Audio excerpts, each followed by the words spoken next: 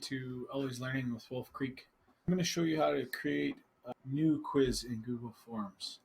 So to get started, I need to open up a new form. So I'm going to go to New, then go down to More.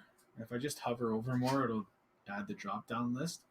And then right at the top is Google Forms. So I'm going to click on that to create a new Google form. So this just creates a new standard Google form. But to turn this into a quiz as I go, I need to go up to the gear wheel in the top right-hand corner and click on it. And then you'll see here it says quizzes. If I click on quizzes, then I just click on this slide bar to make it a quiz. Once I've made it a quiz, I have some options. I can release the grade immediately after each submission. So as soon as the students hit submit, they'll get the feedback that how they did on the test or the quiz. The other option is later after manual review. If you have any short answer questions or long answer questions that you're planning on using in your quiz, later after manual review is the best, and I'll explain that a little bit later. The other options you have are to show what students see when you send them their feedback, so that you can show them the questions they got wrong or they missed, the correct answers, and then the value for each question. So you can set point value for your questions in the quiz. So you have that option of sharing that with students. I'm just going to leave those as is for right now and hit save.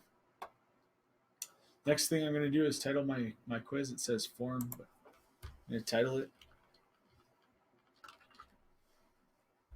I also want to click up here once I've titled my form. If I just click up for the name of the document, it'll automatically save as whatever my form title is. If you want to put a description in, you can. That would go right under your title. Now, in your questions, there's a couple of options you have. If you want to send feedback right away and you are just sending those types of questions, you can choose a multiple choice checkbox question or drop down question. This will give your students mark quickly and send your students feedback right away without you having to review it necessarily. You can choose paragraph or short answer questions if you'd like, but I would recommend the releasing the scores later so you can assign them value to those or mark to those. So for this purpose, I'm going to start with a multiple choice question. I'll show you the way they look differently. So for this one, let's type a question in.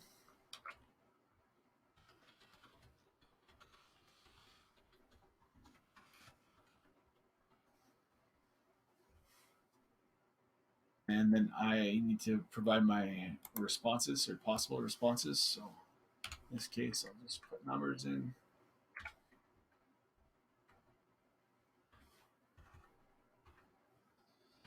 I can have as many options as I want.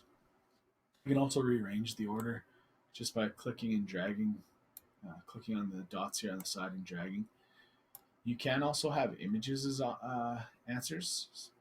So if I'd like to add an image as an answer, I can just click on this image button and add an image with my standard ways of adding an image.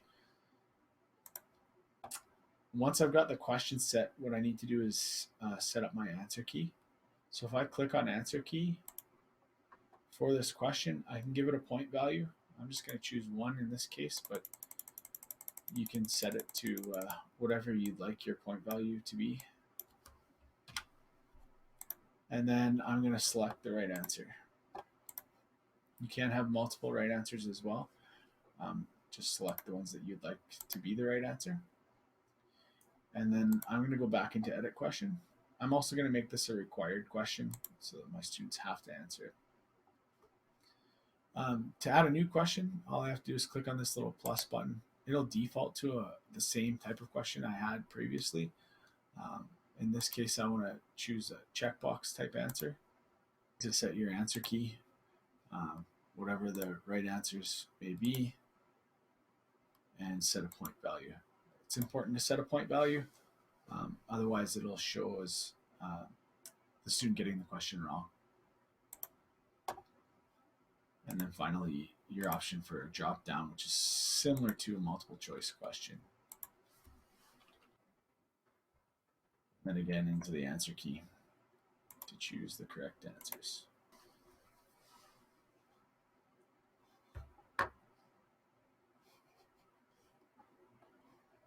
So to a student, if I just click on this preview, it'll show me what the students will see. They see the point value of the question that you're asking. They would fill it in, their answers.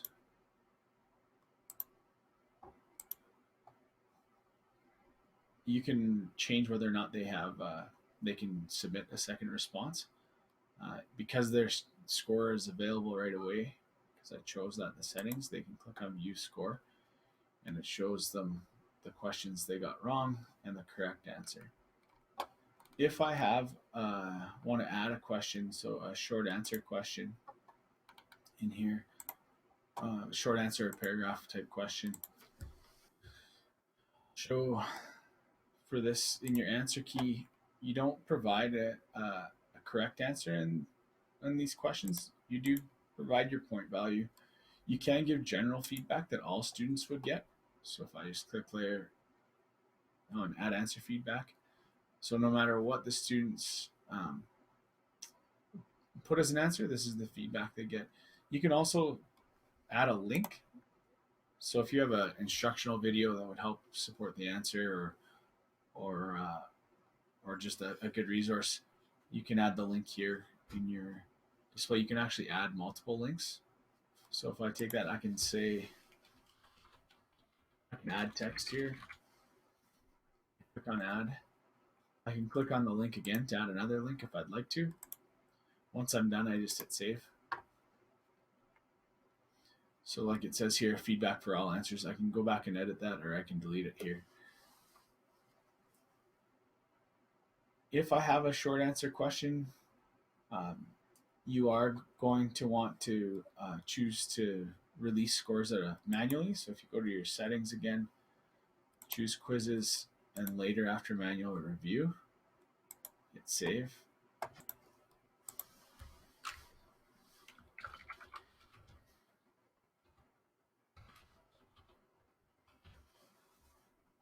Student hits submit.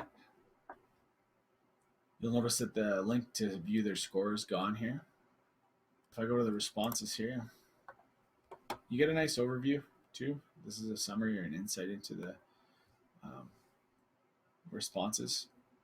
There's also the frequently missed questions. So any students or any questions, that have a 50% or less response rate will show up here just for a quick review.